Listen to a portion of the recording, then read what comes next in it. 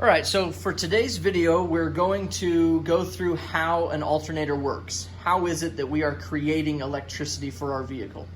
And this goes for all three-phase generators. They all work on the same principles.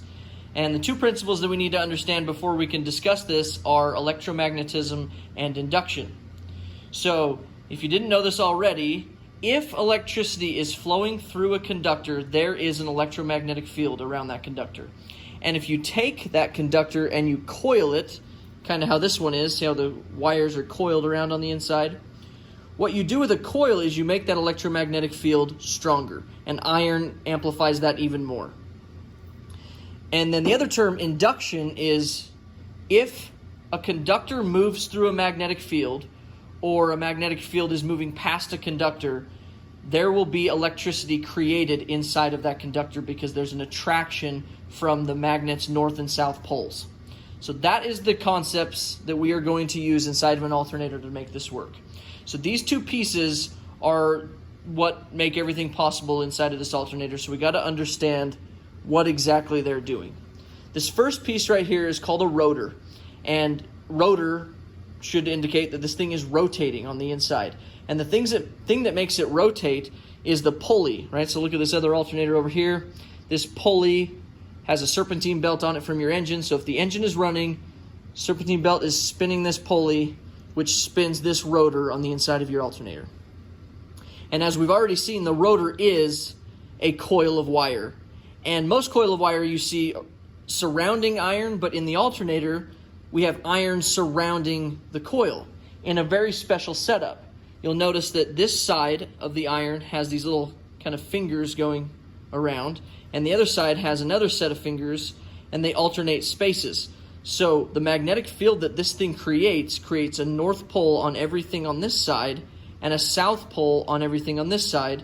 And so when you look at it from the side view, if this thing's spinning, you have a north pole, south pole, north pole, south pole, north pole, south pole setup.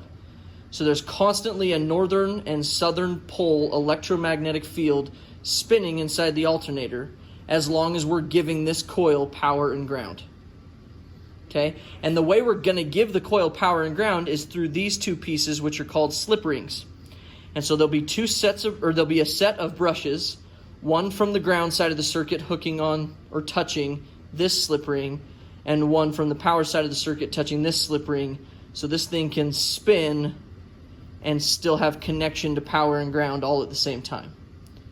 So if the engine's running, we're giving this power and ground, there's a magnetic field with a bunch of north and south poles, and this thing is now moving. And it moves inside of another piece that looks like this, which is called a stator. And this stator sits very, very close to the rotor. Not very much space at all. Okay? And the stator is made up of three different sets of coils that make up a three-phase generator. All right? And so as this magnetic field is rotating, we have a moving magnetic field, right? And since the conductor is right next to that magnetic field, as the north and south poles sweep through the stator, we're creating electricity in all three of those coils. Every time a northern pole comes around, it pulls the electrons one way, and then the south pole comes around and it pushes the electrons the other way, and we're constantly getting these electrons moving in two different directions, which is why it is called alternating current.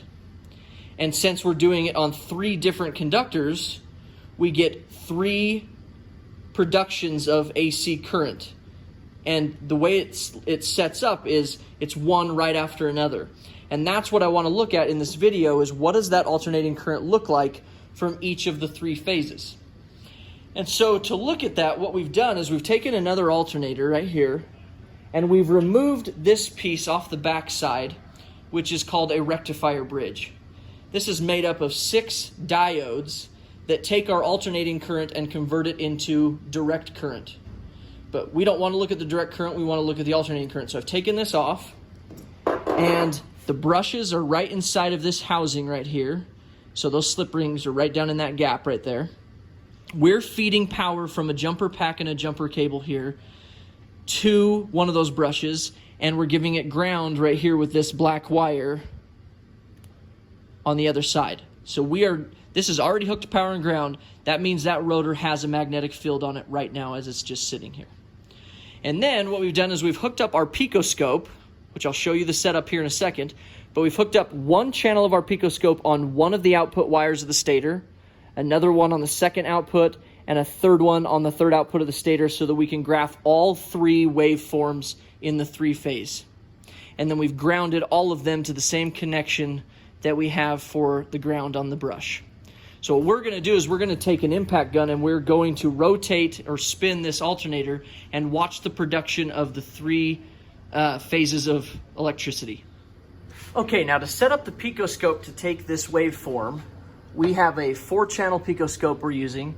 So we need to just turn on 3 channels. Channel A, come up here, drop down menu and pick a voltage. And we're going to pick plus or minus 2 volts on each of the channels. So channel B, channel C. And the nice thing about the picoscope is it's going to graph these in 3 different colors, so we're easily going to be able to see the different phases. So channel A will be blue, channel B will be red, and channel C will be green. And then for time-wise, we're going to put it at about 20 seconds per division just so we give ourselves plenty of time and enough information all on one screen. So I'm going to go ahead and click play here, and I'm going to go spin the alternator, and you should see the alternating current being generated on the screen.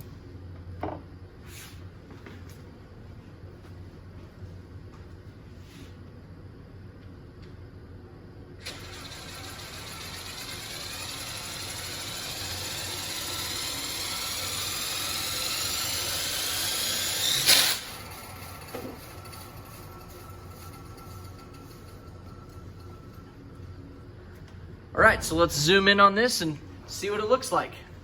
All right, so let's grab our zoom up here, and we're going to pick this zoom button right here next to the plus sign, and that way we can select exactly what we want to zoom in on. And we'll just pick a section of this, and there's our 3 phases. Again, one after another. You can see why this alternator was replaced. Notice the one phase is almost non-existent. It doesn't quite have the peaks that it used to on the red channel here. But if it were there, it would be coming up and taking up this other space right here, which is the point of 3-phase, right? If I have 3 phases of alternating current, we get a more consistent flow of electrons, more consistent current.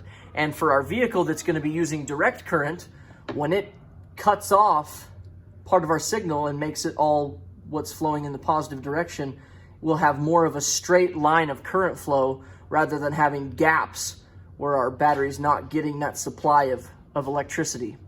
So it's pretty cool that we can see all 3 of those phases occurring, and hopefully that helps you understand a little bit more about how an alternator works.